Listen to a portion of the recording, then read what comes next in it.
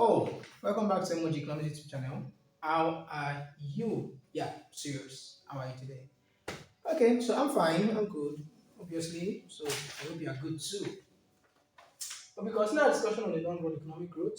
So last class we talked about the accounting equation, the growth accounting equation. Okay, and I said we're going to be talking about the Solow growth model in the subsequent class. Now, the Solow growth model is a model that shows the relationship between, long run output and capital and labor. Okay, the solo growth model is the model that shows the relationship between an economy's growth over time as a result of its growth in capital, stock, and labor. So the thing is that the solo growth model it might be defined other than this. So it might include growth in capital, stock, labor, and savings. You understand? So I think it's even good to include savings. All right. So the thing is, the solo growth model is like an improvement upon the growth accounting equation. Now, because the growth accounting equation was saying that or says that output grows, okay, and is a function of as a result of growth in productivity, growth in capital, and growth in labor. But the problem with that is that the model did not show us what determines the value of labor or the value of capital or the value of productivity. So the model doesn't, it just gives a fixed amount. Okay, K is this, L is this, A is this, and then this is begin to grow. Like where did they start from? How did we get to have this amount of labor? How did we get to have this amount of initial capital before we talk about how they are growing? So it's so the solo growth model is trying to like explain some of the things that um, the growth accounting equation didn't explain. You understand? So the solo growth model is a model that tries to explain okay, why um, economies grow, right? And what determines their labor force and their capital. So it doesn't talk about what determines productivity. Okay. All right. So there are a few assumptions. I don't know if there are more than this, but there are a few assumptions. Indeed, there are a few, seven, right? So labor is a fixed share of the population and both grow at the same rate. So what this is saying is that, for example, labor might just be 60% of the population. All right, so like that's the assumption. So like every time, and that assumption is already crazy that every time labor might be that's number of workers available in a country might be 60% of the population. A number of people working in a country are always 60% of the population. Okay, so that means if the population grows, okay, the population is 100%, right? So the population grows by 5%, that is moves from 100 to 105%. It simply means that the labor force will grow from 60 to 65%. So that's what it means, right? So that's about the assumption. Now, number two, part of the output per time is reinvested in the production of new capital and the replacement of old capital. So here is something like so you produce an output, right? Part of it is consumed, right? And the other part of it is reinvested. And investment is now divided into two. Obviously, gross investment, okay, is the sum of net investment and depreciation. As a net investment is the investment that that's actually the creation of new capital. Now depreciation is the amount of investment you need to maintain or replace the one house capital, existing one house capital. So there's no way, okay, as an investor, you won't end up spending on these two things. So you have to maintain, the existing stock of capital that you have as well as create new ones. All right. So investment is made on these two things. Okay, so more or less, it's saying that output is equal to consumption plus investment. So part of the output is consumed, right? The rest of it is invested. So everything finishes like that. Okay. Then the economy is closed. Number four, there's no government purchases. And number five, there's diminishing returns capital. I don't have to explain these things. Now you have fixed productivity. So what this model is saying that productivity does not grow. So the solo growth model is trying to tell us, okay, try to explain, okay, why capital and labor is the amount that it is. You understand? So it doesn't tell us anything about, it doesn't tell us much about productivity, and it assumes that productivity does not grow. That is, productivity is a constant. So instead of it to be like a variable, okay, it's not a variable. So it's just like a constant k. And when you say constant k, productivity might just be like maybe 5 or 10. Every time it's just 5 or 10. So it doesn't grow. It doesn't go to maybe like it doesn't grow by 5%. It doesn't grow by let's say 50%. I mean from 5% to 7.5%. So it doesn't grow that way. So it just fixed. Whatever the value of k and l, productivity is fixed. So there's no productivity. There's no growth in productivity in the solo model, right? But it talks about it later, sharp. All right, and then you have constant returns to scale. So constant returns to scale here, the assumption is saying that you know what constant returns to scale is, right? So it's just talking about um, the changes in all factors of production, right? You know, results into an equal change, right? Or result into a proportionate change in output produced. So if um, capital and labor at the same time, if they increase by let's say 20%, capital increases by 20%, labor increases by 20%. Of course, productivity is not here again; it's already constant. So it means that output will also increase by 20%. Now, if you're someone like me, you probably be thinking, how? Because if we have assumed that there is diminishing returns to capital, right? So why should the 20% increase in capital result into a 20% increase in output? Of course, we did that.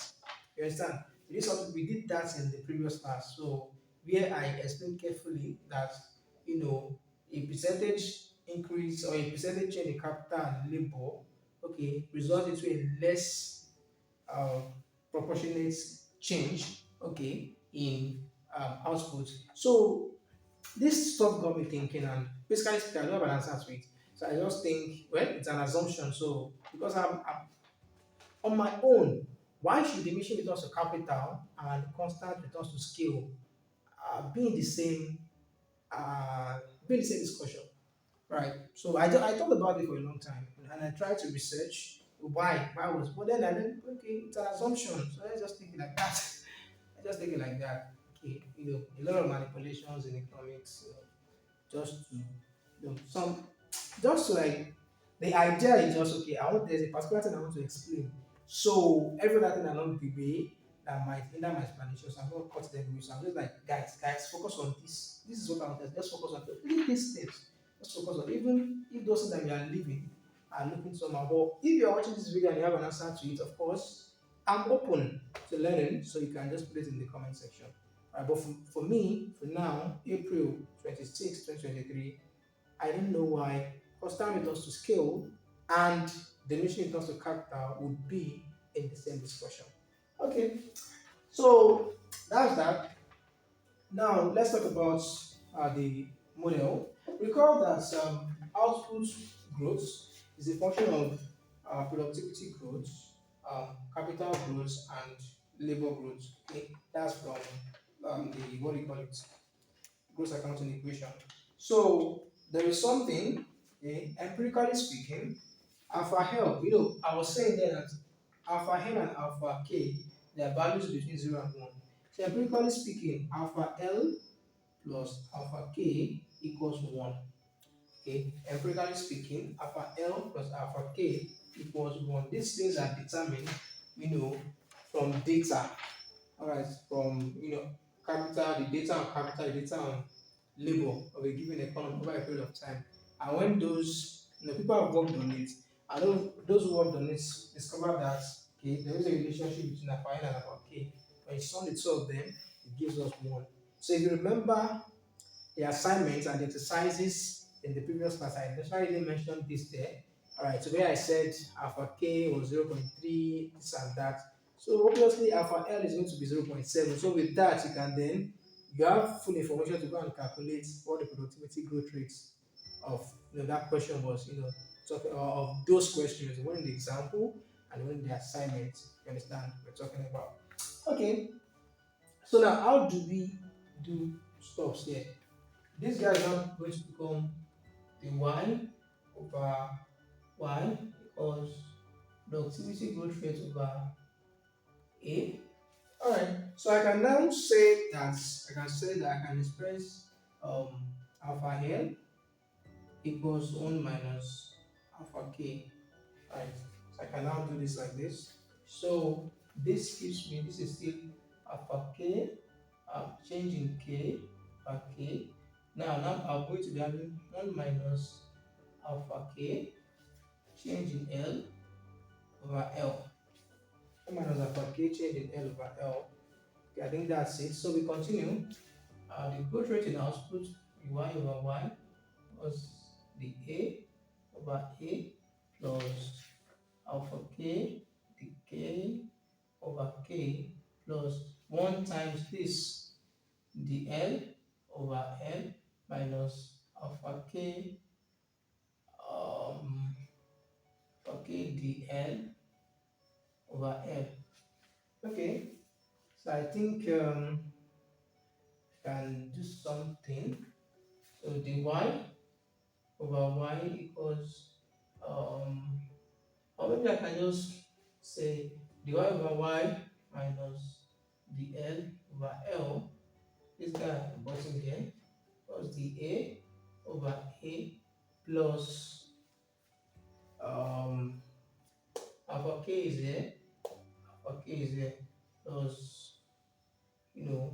alpha k into brackets the k over k minus the L over L.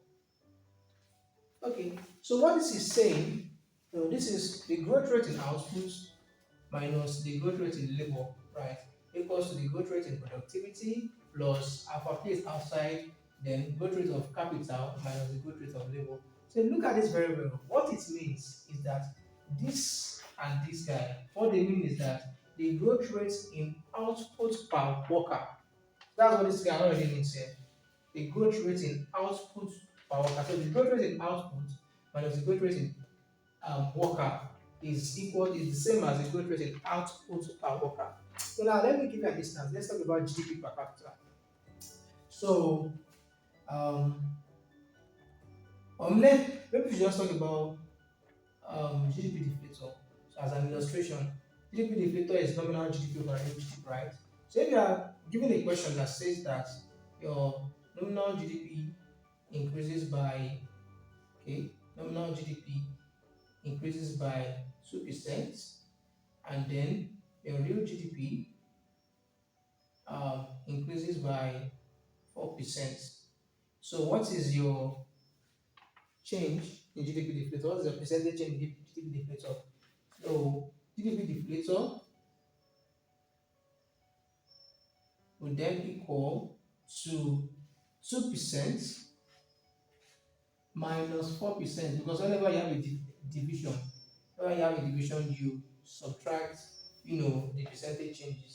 So that means your GDP deflator is growing by minus 2%, which is like it's falling.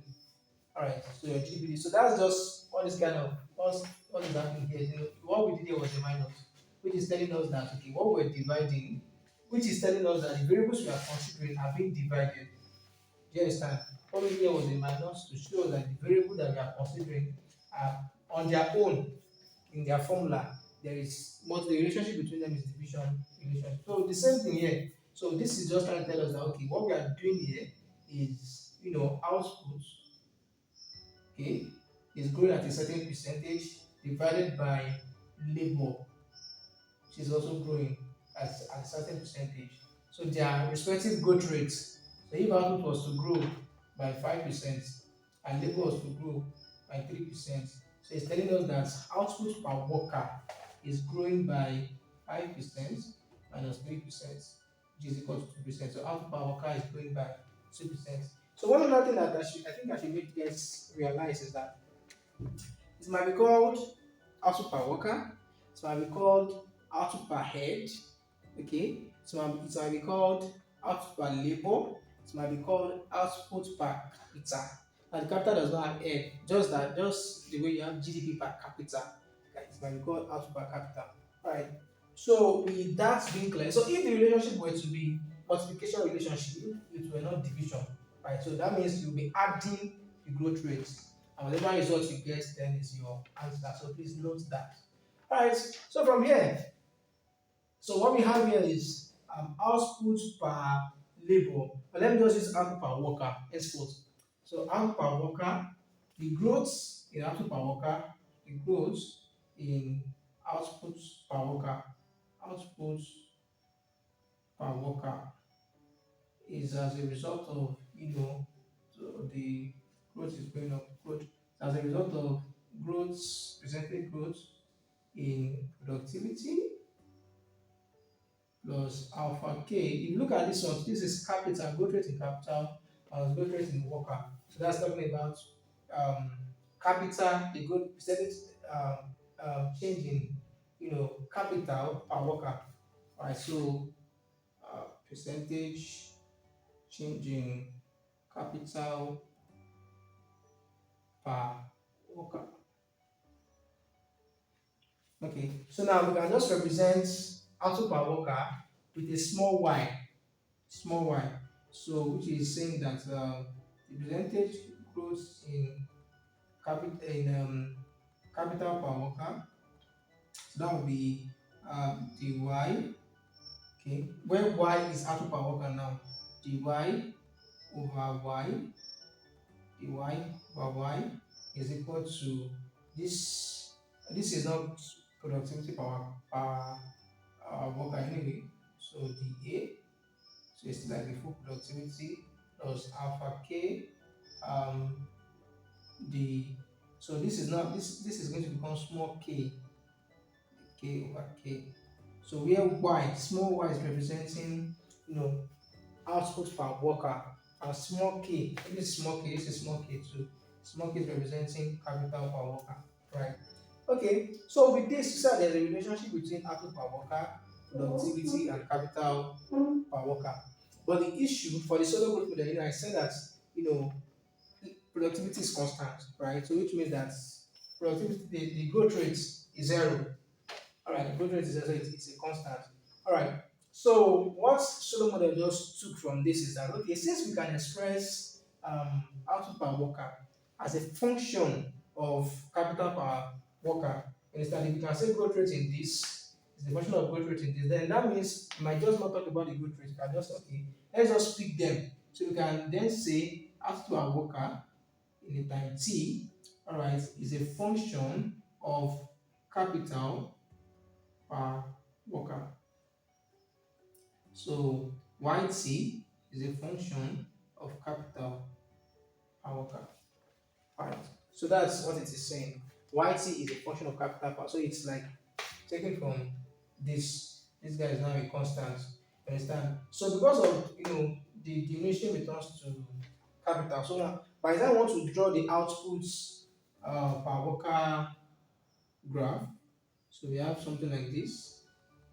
So what we have here is so what we will be having now is not just capital, and so what we'll be having now is capital per worker. So small letter k, capital per worker 0, and this is small letter y, then we call it yt kt. Okay, so how will the output function be? The output function will be something like this.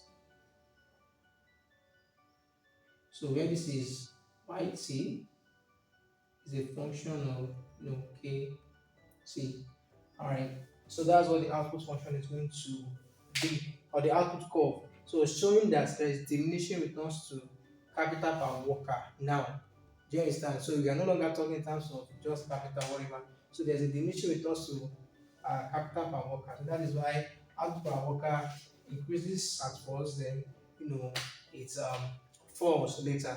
So from here, we are now going to be moving into something that we call steady state. So steady states, which is also known as a balanced growth path. So what does steady states mean?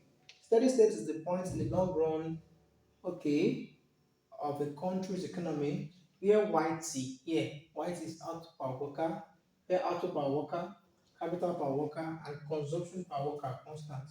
That doesn't, how do I even say it now? Let's just leave it that way. All right. So it is a point where, in the long run of an economy, where output per worker, capital per worker, and consumption per worker are constant. So from here, what then do we do? So we look for the steady state investments. Okay, look for the steady state investments. So we call that one of the assumptions of this stuff is that investments is done two ways. It's like investments does two things. So first, there is an investment in the creation of new capital, and then there is investment in the maintenance or in the replacement of old capital stock. So gross investment, so I'm not going to write gross investment, I'll just write so investments, all right, equals to um equal to net investments, net investments, okay, plus depreciation investments. Let me just write something, let me just write it that way. Depreciation investments.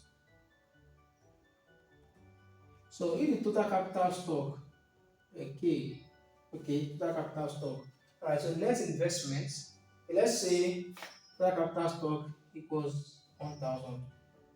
But the new capital stock, the one that was newly created, happens to be 800. So how do we guess the rates, okay, of, you know, um, let me say NI equals net investments equals 800. So automatically that means the depreciation investment equals 200. All right, so if I also express these things in terms of K, net investment is going to be 800 divided by 1000 times 100. Okay, this should give me, no, do I have to, okay, so this is going to give me 0.8%, right? And the depreciation investment would be 200 divided by um, 800 divided by, okay, yes. So now we'll be having 200 divided by 1000, okay, multiplied by 100. This is going to give me 0.2%. So which means that my net investments, okay, net investments, how is it growing? Net investments is taking a portion of, it's going to be like 0.8 of K, right, of the total capital stock. Then depreciation is going to be 0.2 of total capital stock. Now 0.8, yes, if I do 0.8 multiplied by 1000, right? 0.8 multiplied by 1000, that gives me 800 back, which is the net investment. Then depreciation, if I do 0.2 multiplied by K, which is capital stock, it gives me 200 back. Right, so I can then say that my investment is equal to NK, which is the one that goes to the depreciation, okay, which is this is net investment now, NK plus depreciation, I can call it slanted D, okay, DK. Do you understand? Alright, so from here, I can just say investment is a function of, N plus D, which is KT. So in this, so the steady state investment function is given as this. But then, because it is in the steady state where investment is meant to be constant, right? So we drop the subscript. So at equilibrium, at steady state, we just drop the subscripts, like time subscripts. So this guy is now going to become I equals to N plus D then K. Alright, so now what we also need to note is that the rate of growth of capital is also the rate of growth of the population. Alright, so if both of them are growing at the same rate, right, so that means capital per worker is constant. Okay, if capital is growing by 2% and labor is also growing by 2%, 2% minus 2% they cancel out, so we will always have K over L. Alright, so in some textbooks it might not be L, it might be N, K over N, but whatever, it's the same thing. So now that we've gotten the expression for investments, okay, in the steady states, so what's going to be the expression for um, what's going to be the expression for outputs? Okay, so Y output is C plus I, right?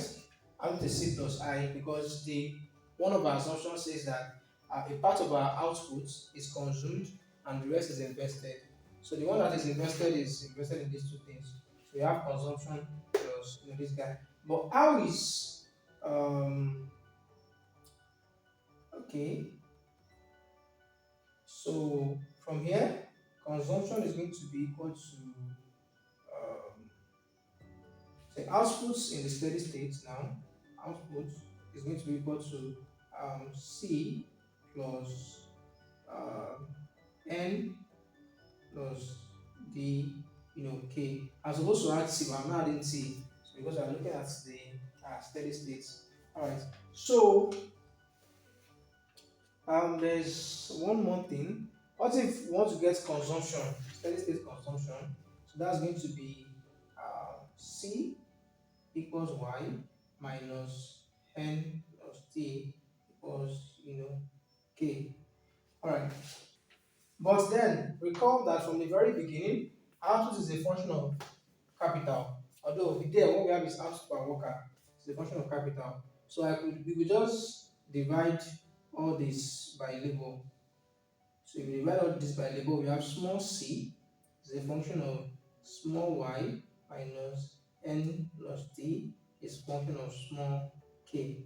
So since uh, since y is a function of k. So at the steady state consumption, C is going to be equal to function of k, right, minus n plus d, then small k. So this is the consumption function in the steady state.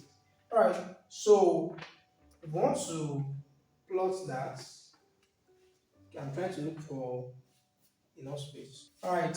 So first, you can start investment is a linear function. Here, you understand the highest power of whatever is there is one. It's a linear, so it's going to be a straight line. So as the stock of capital is increasing, or if we decide to use um, the small one, so from here, if we try to use the capital per worker, whatever, so this is going to be like small I equals n plus d, then this is a big K, small k. This I looks like inflation rates, but let's just use it, that way. So we have this, right? So investments in the steady state is a linear function. So this is I being equal to n plus d, then small k. Okay. So now what if this were an exam or a test or any form of assessment? Just please always note what I represents. So I is investment per worker. In the steady state, K is capital per worker. You understand? So N is the portion of um something like, is it growth rate of net investment now, the portion of net investments? Whatever, get it right. Okay. So just like writing words that okay, this is what this means, because now that I've put more idea, what if the lecturer thinks it is interest rate or it's inflation rate? So you have to be noting these things so that you don't lose your maths. So here you have the small k, just talking about capital per worker, and here we have two things here. We'll be plotting output per worker, and then we are going to be plotting this guy per worker. Okay, so output per worker, the output per worker is a curve like this. Okay,